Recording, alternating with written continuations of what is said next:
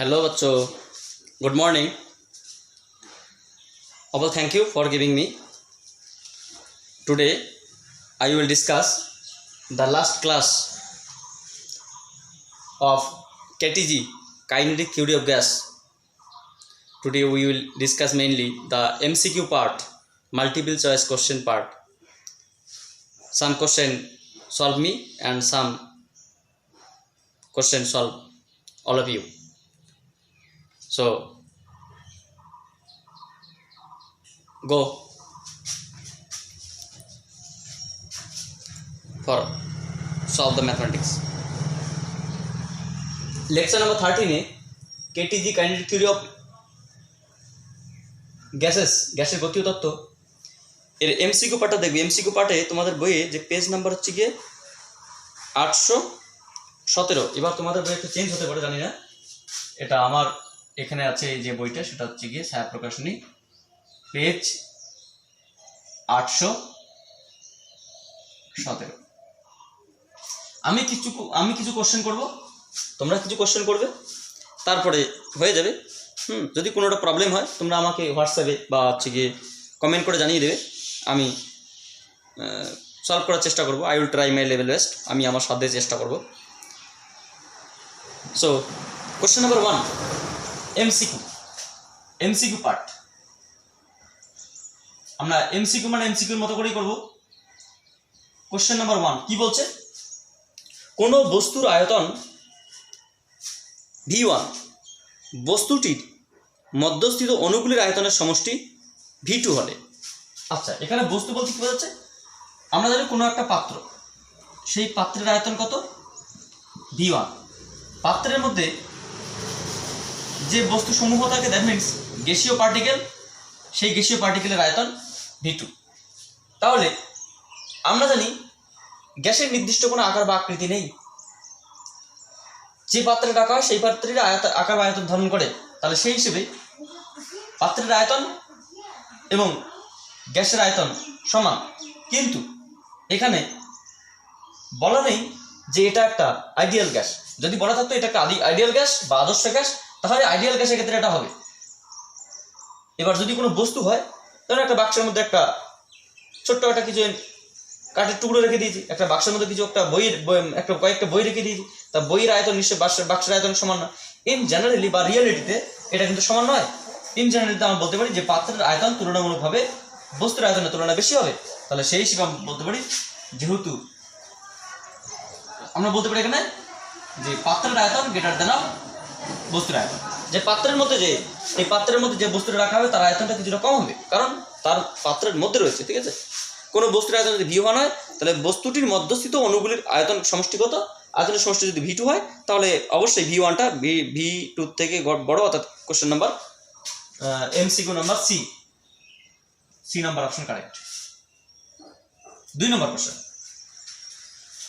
পূর্ব দিকে গতিশীল দুটি কণার বেগ যথাক্রমে 4 metre per second, 6 metre per second. পশ্চিম দিকে গতিশীল 3টি কণার বেগ যথাক্রমে 2 metre per second, 3 metre per second এবং 5 মিটার পার সেকেন্ড।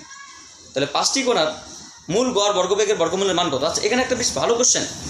এই জায়গা থেকে তোমাদের একটা কনসেপ্ট মাথায় রাখতে হবে যে কয়েকটা কণা রয়েছে, একটা ডাইরেকশন রয়েছে ইস্ট ওয়েস্ট নর্থ সাউথ,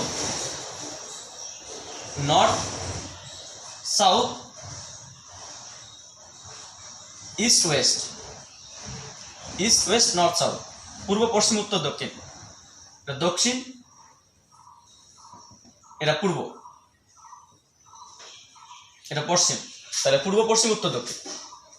ধরে নাও এখানে কোনো একটা বাক্সের মধ্যে 5টি পার্টিকেল আছে।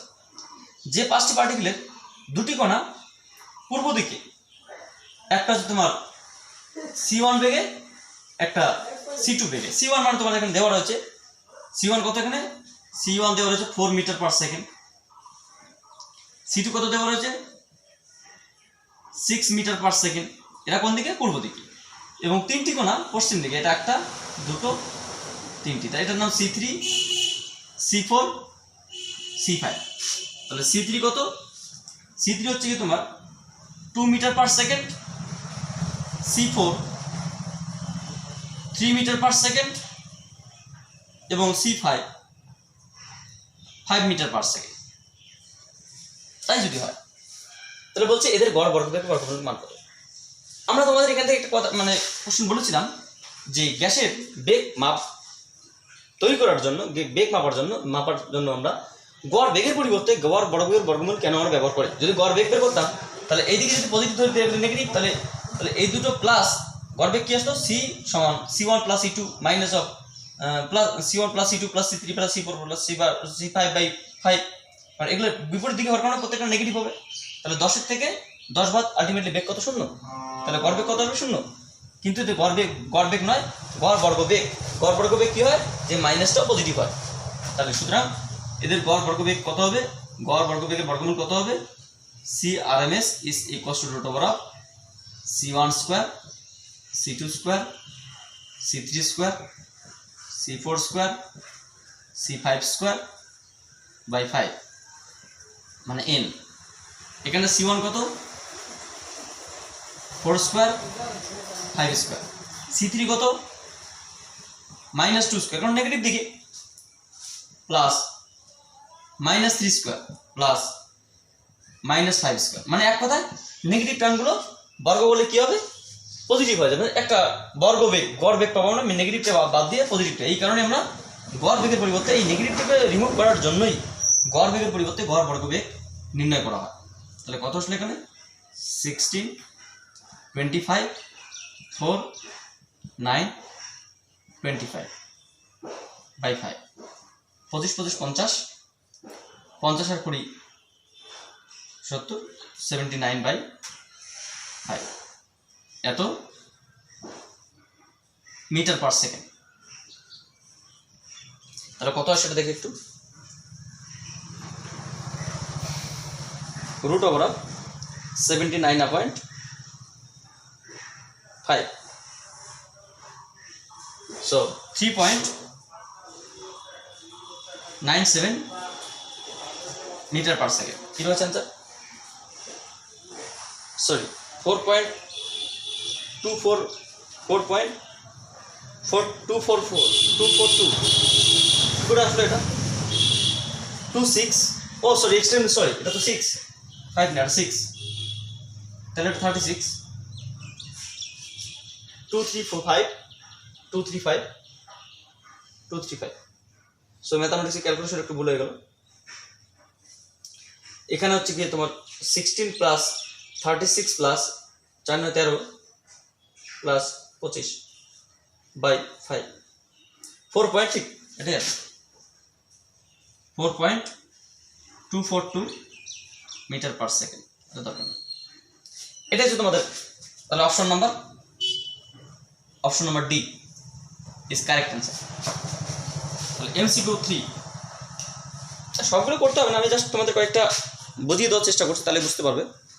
একটি পাত্রে হাইড্রোজেন গ্যাসের চাপ দেওয়া আছে, ঘনত্ব দেওয়া আছে, আরএমএস বের কত। তাহলে একটি পাত্রে হাইড্রোজেন গ্যাসের কত দেওয়া আছে, হাইড্রোজেন গ্যাসের চাপ কত দেওয়া আছে, এখানে দেওয়া আছে P is equals to 1.013 10 to the power 6 9 per semi square, আর ঘনত্ব কত দেওয়া আছে 0.089 গ্রাম পার লিটার, তাহলে এটা কি করবো আমরা 0.089 বাই 1000 গ্রাম পার সেমি কিউব হলে আরএমএস কত, CRMS সমান সি কত হয় root over of 3p by rho. তাহলে 3 ইন্টু পি কত 1.013 10 to the power 6 by rho কত 0.089 ইন্টু 1000, উল্টে গেল।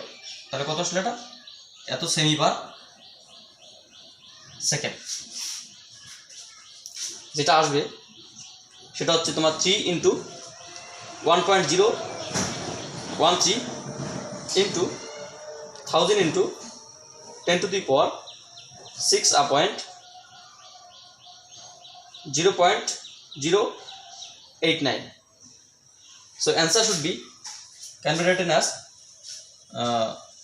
1.847 10⁵ semi/second.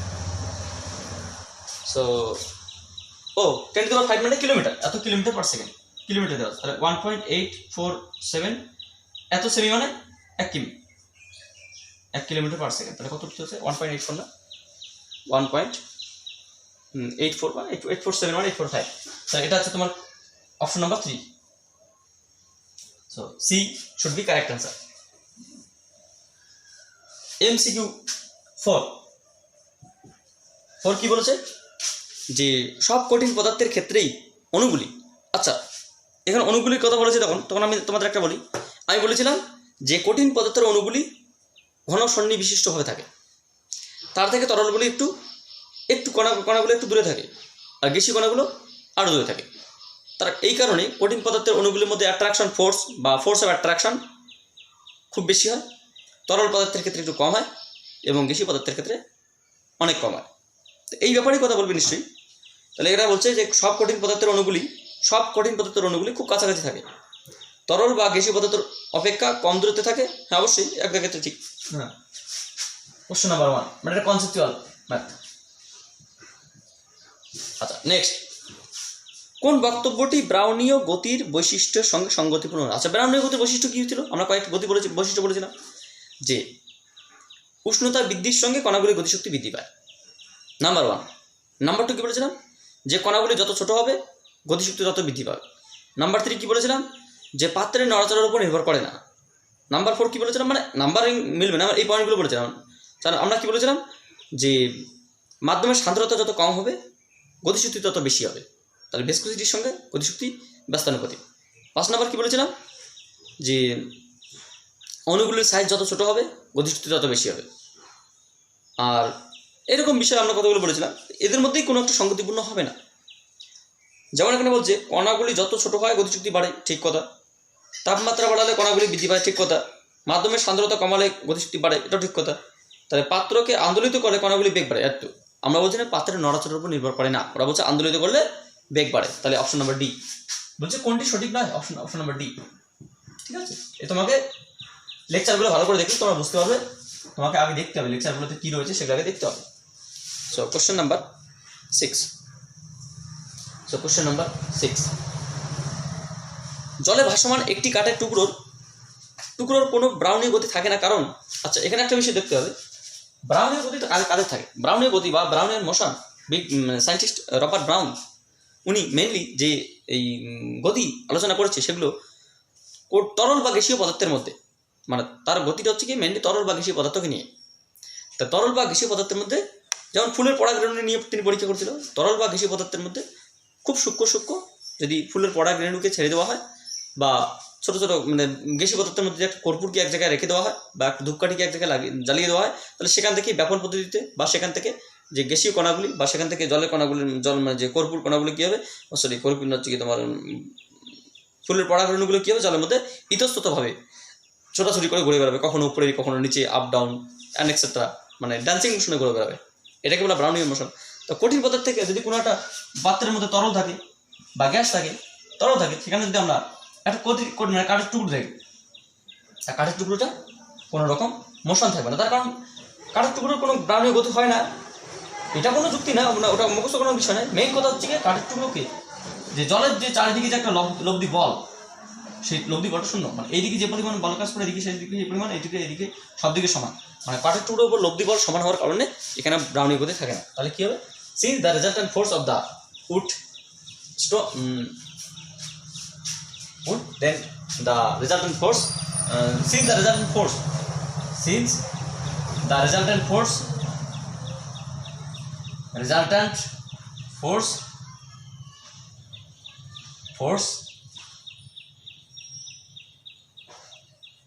should be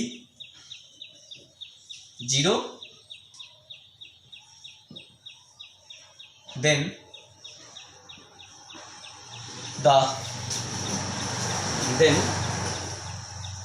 তবে Brownian motion does not apply. Then the Brownian motion should not applicable হ্যাঁ, এখানে গ্রহণীয় গতি কোনো কাজ করে না, তারপর লব্ধি বল শূন্য হয়। সো অপশন নাম্বার বি ঠিক, অপশন নাম্বার বি রয়েছে একটি কথা, option number B should be correct answer. এরপরে কোশ্চেন নাম্বার 7, 300 কেলভিন তাপমাত্রায় একটি পাত্রে 1 মোল অক্সিজেন 2 মোল নাইট্রোজেন মিশ্রণ রাখা আছে। আচ্ছা, 300 কেলভিন তাপমাত্রায় 1 মোল অক্সিজেন 2 মোল নাইট্রোজেনের মিশ্রণ রাখা আছে, তাহলে অক্সিজেন এবং নাইট্রোজেন অণুর আবর্ত গতিশক্তি অনুপাত কত হবে? দেখো মেইন কথা একটা তোমাকে বলি, এখানে আমরা মেনলি জানি গতিশক্তি কী বলো তো, ইকে ইজ ইকুয়ালস টু 3/2, আমরা পিভি বলতে পারি বা 3/2 RT বলতে পারি। তা সে অক্সিজেন বলো আর কার্বন ডাইঅক্সাইড বলো, অক্সিজেন বা নাইট্রোজেন বলো, দুটোই দ্বিপরমাণু gas.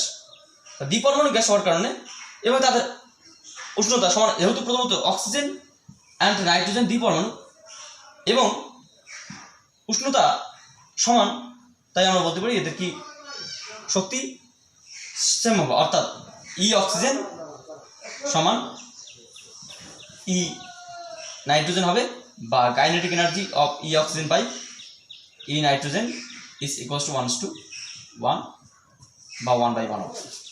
So option number A. এখানে আরেকটা বিষয় আমরা বলতে পারি, সেটা হচ্ছে গিয়ে এই গতিশক্তিকে কে আমরা কে বলতে পারি 3/2 KT, যেটাকে বলা Boltzmann constant, 3/2 R/N into T. Mainly গতিশক্তি মেইনলি এই সূত্রের উপর নির্ভর করে। তা এখানে দ্য অ্যাভোগাড্রো নাম্বার আর টি তিনটে অক্সিজেন এবং নাইট্রোজেনের জন্য সমান। প্রথমত বলছে দুটি ক্ষেত্রে উষ্ণতা সমান, দ্বিতীয়ত কি আমরা আর জানি সমান সর্বজনীন গ্যাস ধ্রুবক, তৃতীয়ত কি বলছে যে অক্সিজেন দ্বিপরমাণু নাইট্রোজেনের দ্বিপরমাণু, তাহলে অক্সিজেনের যে অনুসংখ্যা নাইট্রোজেনের দ্বিপরমাণু অনুসংখ্যা সমান, তাহলে কি হবে গতিশক্তি সমান হবে। সো নেক্সট কোশ্চেন নাম্বার 8, এটা 7 হলো, এটা 7 question number 8,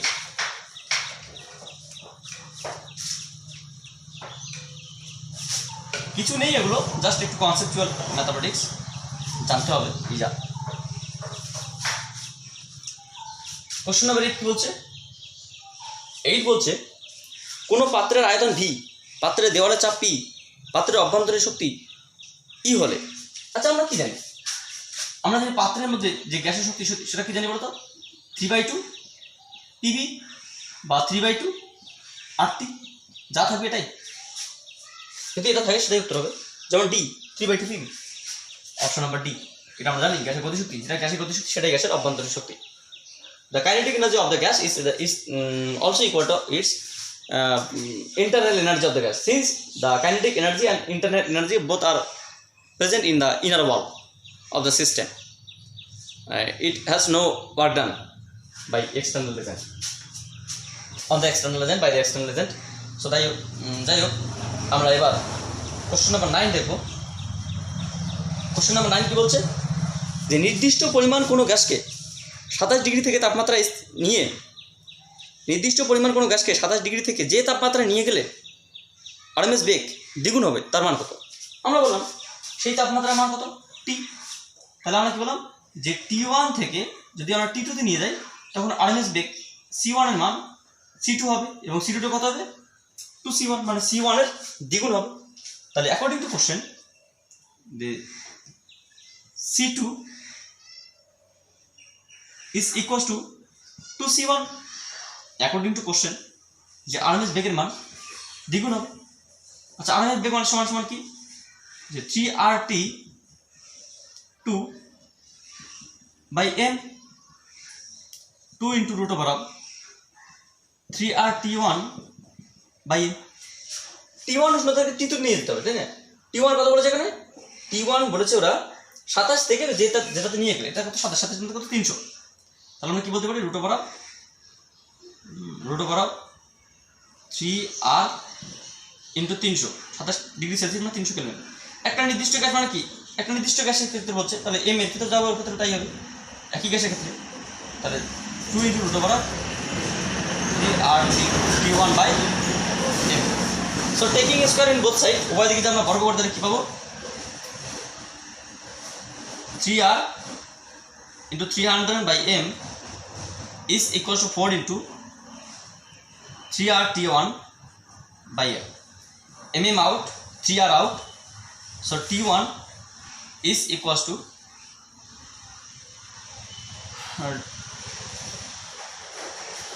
T1 is equals to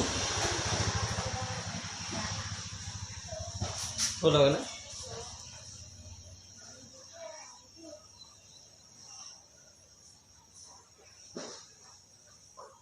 এইটা 300 ভুল বললাম আমরা। কোন সময় গেলে টিটুতে গেলে আমাদের টিটুতে যেতে হবে,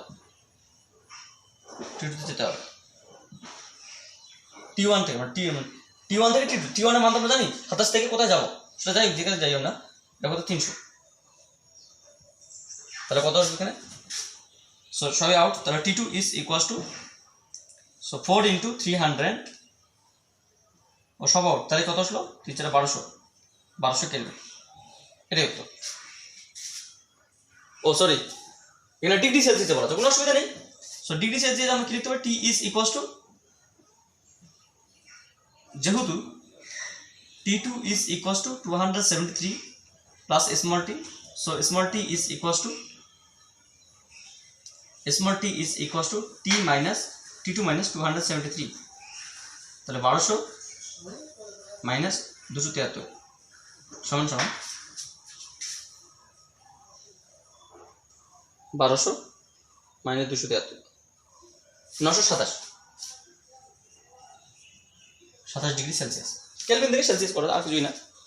তো এটা আচ্ছা, এবার 927, ঠিক আছে। MCQ part C, the answer C should be correct answer. Question number 10 কি বলছে, নির্দিষ্ট ভরের একটি গ্যাসকে স্থির তাপমাত্রায় প্রসারিত করলে যে রাশিটির মান পরিবর্তিত হয়। নির্দিষ্ট তাপমাত্রায় মানে নির্দিষ্ট ভরের স্থির তাপমাত্রায় গ্যাসকে প্রসারিত করলে যে রাশিটি, গ্যাসকে প্রসারিত করা মানে কি আয়তন বৃদ্ধি করে, তাহলে যে রাশিটি পরিবর্তিত, চাপ পরিবর্তিত, আমরা কি জানি, এটা তো বয়লের সূত্র আর কিছুই না। তোমাদের এখানে তুমি ভালো করে ভেবে দেখো, এখানে বলা আছে নির্দিষ্ট ভরে স্থির উষ্ণতায় নির্দিষ্ট ভরে কোনো গ্যাসের যদি আয়তন পরিবর্তন করা হয়, বৃদ্ধি করা, আয়তন প্রসারিত করা হয়, তাহলে চাপ ব্যস্তানুপাতে কোথায় পরিবর্তিত, চাপের পরিবর্তন ঘটবে। এটাই বলা আছে। তাহলে গ্যাসকে প্রসারিত করা মানে কি, গ্যাসের আয়তন বৃদ্ধি পাওয়া, তাহলে গ্যাসের আয়তন বৃদ্ধি পাওয়া মানে চাপ কমে যাওয়া, মানে কোন রাশির উপর ডিপেন্ড করবে, মেনলি চাপের উপর নির্ভর করবে। এখানে কি বলা আছে, এখানে তোমাদের এমসিকিউ পার্ট এ চাপের ক্ষেত্রেই বলা আছে। তারপর কোশ্চেন নাম্বার 11 কি বলছে, যে নিচের কোন সম্পর্কটি সঠিক। আচ্ছা, এখানে একটা জিনিস তোমাদের বলি, তার আগে আমি তোমাদের এটা অবশ্য বলিনি আর বলার দরকারও নেই, তার কারণ একটা ম্যাথামেটিক্সের জন্য তো আমাদের 10 পৃষ্ঠা প্রবলেম সলভ করে কোনো লাভ হবে না, নাও আসতে পারে, জাস্ট এর থেকে মনে রাখা অনেক হলো। আমরা যেমনটা ভাবে আমরা কোনো একটি আদর্শ গ্যাসের চাপের রাশিমালা বা আরএমএস বেগের রাশিমালা কি পেয়েছিলাম, আরএমএস বেগের রাশিমালা 3r/T/m বের করেছিলাম, বা চাপের রাশিমালা P is equals to 1/3 mn L³ c² বের করেছিলাম, বা ρ c² বের করেছিলাম, বা 3p/ρ বের করেছি, c = 3p/ρ বের করেছিলাম। এটা কি একটি আদর্শ গ্যাসের চাপের রাশিমালা, সেখান থেকে আদর্শ গ্যাসের আরএমএস বেগ। ঠিক একই রকমভাবে কোনো একটি আদর্শ গ্যাসের ক্ষেত্রে আমরা গড় বেগ যদি এইরকমভাবে এই সিস্টেমে ব্যবহার করি, তাহলে গড় বেগ একরকম পাবো, এবং মোস্ট প্রবাবল ভেলোসিটি বলে একটা বিষয়, মোস্ট প্রবাবল ভেলোসিটি বা সম্ভাব্য সর্বাপেক্ষা বেগ, একটা আছে মোস্ট প্রবাবল ভেলোসিটি বা সম্ভাব্য সর্বোচ্চ বেগ।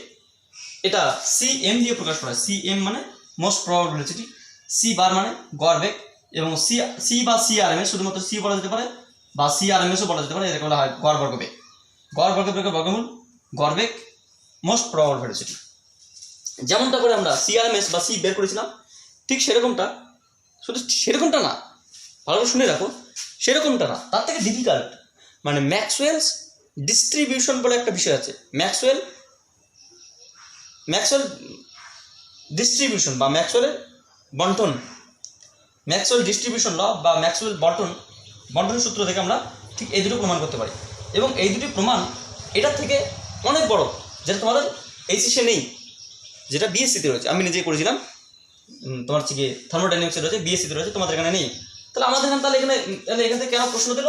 জাস্ট তোমাদের দুটো তিনটে জিনিস মনে রাখতে হবে, এই যাও, আর কিছুই না।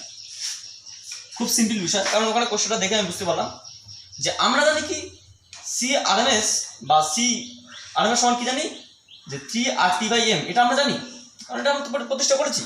তাহলে সি অ্যাভারেজ কি হবে? C average root over of 3RT/m হবে। কি করে আসে তার প্রমাণটা আমি এখন তোমাদের করাতে পারবো না, তার কারণ তাহলে তোমাকে বিএসসি পড়াতে হবে, ঠিক আছে? তোমাকে মনে রাখতে হবে যে ঠিক একই রকমভাবে আদর্শ গ্যাসের গড় বেগ এটা আসে, এবং মোস্ট প্রবাবল ভেলোসিটি বা সিএম এটা আসে তোমার থেকে 2RT/m। দেখো প্রত্যেকটায় root over of RT/m common. এখানে √3 ইন্টু একটা এখানে কি আছে বলতো, আমরা কি বলতে পারি যে সিআরএমএস এর ক্ষেত্রে এখানে রয়েছে যে √3 ইন্টু RT/m। এখানে কি আছে যে √3/π ইন্টু RT/m। এখানে কি রয়েছে জাস্ট √2 ইন্টু RT/m। এটা ফিক্সড। তাহলে আরএমএস এর ক্ষেত্রে √3, গড় বেগের ক্ষেত্রে 3/π, আর হচ্ছে গিয়ে গড় বর্গ বেগের ক্ষেত্রে সরি মোস্ট প্রবাবল ভেলোসিটির ক্ষেত্রে √2। তাহলে এদের মধ্যে সম্পর্ক যদি আমরা একটা বিষয় বলি, তাহলে কি দাঁড়ায়? ওরা যেটা দিয়েছে এদের মধ্যে সম্পর্ক দিয়েছে, দেখলাম কোনটি হবে আর কোনটি সঠিক করতে। তাহলে আমরা যদি তোমাকে এমনি বলি যে আরএমএস বেগের সঙ্গে মোস্ট প্রবাবলের সম্পর্ক, কয়েকটা সম্পর্ক যদি দেখি ওখানে কি আছে নাই আমরা পড়ে দেখছি। হ্যাঁ, যদি আমি বলি তোমাদের C/CM এদের সম্পর্ক কি, যে √3/√2 অথবা √3:√2। অন্যথায় তাহলে আমরা বলতে পারি যে CM/C √2:√3, এটা বলতে পারি। আচ্ছা, এছাড়াও আমরা কি বলতে পারি? এছাড়া আমরা বলতে পারি যে যদি এটাকে বলা হয় C/C0 বা C অ্যাভারেজ, তাহলে কি পাবো এখানে যে √3/√π। তাহলে এটা কত আসবে? এটা মেইনলি √π, √3 আউট। তো √π মানে কত?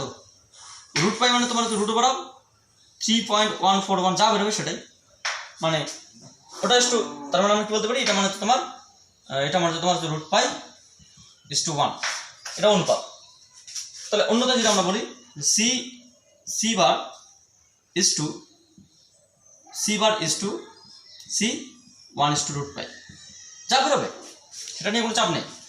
তোমাকে যদি বলা হয় সি এর সঙ্গে সিএম, C/CM, তাহলে কি আসবে? C/CM হচ্ছে তোমার হচ্ছে গিয়ে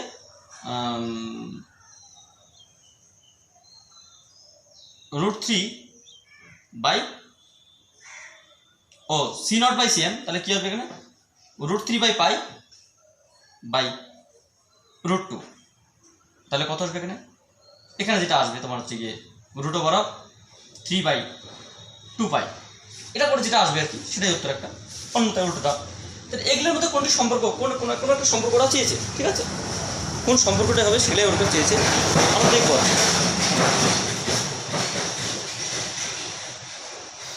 ওরা বলছে CM এবং C সমান, কখনোই সমান হতে পারে না। CM এর সঙ্গে CM কখনোই সমান হতে পারে না।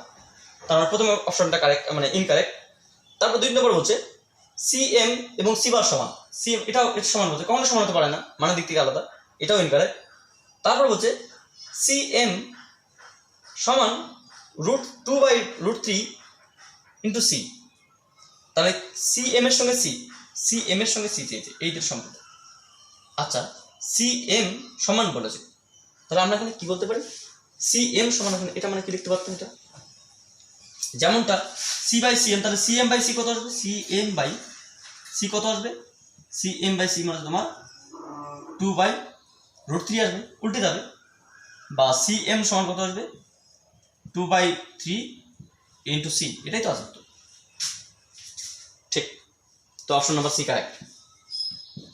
তো যাই হোক, এটা তোমাদের এইটুকু একটু মনে রাখতে হবে, ঠিক আছে, একটু কাইন্ডলি তোমরা এটা একটু ভালো করে জেনে নিও, জাস্ট এই কয়েকটা পার্ট, যদি কখনো কিছু করতে বলা হয় তো এইটুকু জানলে যথেষ্ট। এর প্রমাণ তোমাদের আসবে না, আমি তোমাদের একটু লিখিত দিতে পারি, ঠিক আছে। তোমরা যদি বলো স্যার আমাদের লিখিত দিন, আমি তোমাদের লিখিত দিতে পারি, কারণ এটা প্রমাণ তোমাদের আসবে না, কারণ তোমাদের সিলেবাসে নেই, ম্যাক্সওয়েল ডিস্ট্রিবিউশন ল তোমাদের সিলেবাসে নেই। আর তোমাদের যেমন প্রমাণ করতে গেলে আমাকে দেখতে হবে, কারণ এটা বিএসসি অনেক বড়, অনেক ক্যালকুলেশন, এটার থেকে অনেক বড়, CRMS এর থেকে অনেক বড় ক্যালকুলেশন।